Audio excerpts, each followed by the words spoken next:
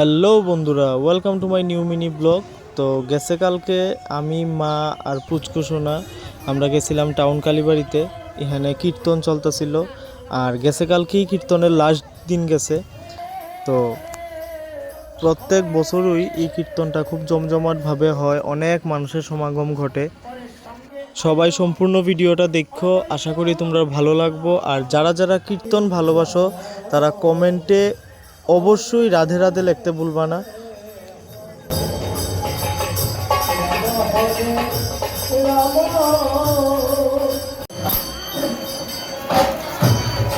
মায়ের কোল শীতল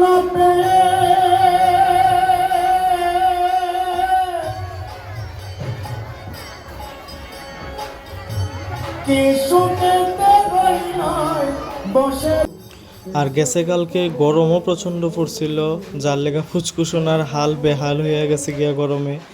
আর মন্দিরে সেটা কাকুর সাথেও দেখা হয়েছে, তারাও সবাই আইসলো। আশা করি ভিডিওটা তোমরা ভালো লাগছে। আর এই দেখো পুচকুসোনার এক হাতে প্লেন আর এক হাতে ব্রহ্মাস্ত্র, মানে তীর ধনুক নিয়ে বাড়িতে যাইতেছে। তো দেখা হইতেছে পরবর্তী ভিডিওতে। সবাই ভালো থেকো, সুস্থ থেকো, বাই বাই।